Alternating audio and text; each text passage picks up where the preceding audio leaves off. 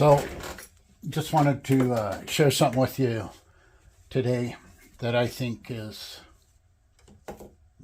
something that I came up with. So sometimes when I'm carving a piece, let me set this out of the way. Sometimes when I'm carving a piece,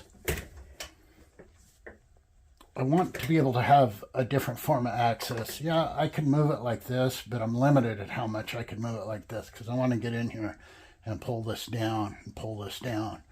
So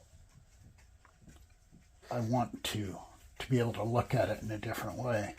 So I've created this. Let me set this to the side. I've created this angled platform. So if I want to approach a piece where I have a different view of it and it offers me a different way of carving it, because of the angle, it's helpful. Let alone the fact that I can kind of do this too. So I can get to some extremes. So add further to that, I can do it this way where maybe I can work on the top and have a better view of the top. One thing that's important to me is being able to approach a piece in the way that allows me to have the most control that I can possibly have. So it can vary from raising my seat. Sometimes, like when I'm putting my grid on, when I'm doing the grid, I want to be able to see what I'm doing. So I'm literally at my workbench on my knees so I can get down there and see that. So I just thought I'd share this. It's something simple. This is something simple. It's just basically plywood and then underneath, and then I staple canvas to it. But before I do that, I put Danish oil on the wood. And I didn't do it on this one. It doesn't look like.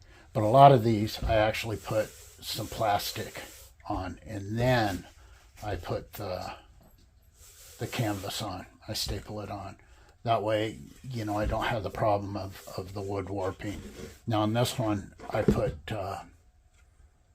some little bumpers that you put underneath chair legs, so that it doesn't rock. And I notice that it's rocking a little bit. So I'm going to take care of that as soon as I'm off this video.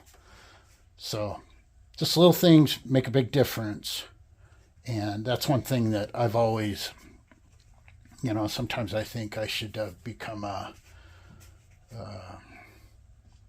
engineer at some level of workspaces, because I'm always trying to create something that makes my ability to approach what it is I'm doing in a more efficient manner. And it's something I really, really enjoy. I mean, I've talked about my workbench a little bit, but if you saw the guts of what was going on underneath this table, you might laugh. And the other aspect of a lot of what I do is like the foundation for this workbench, I got at Goodwill.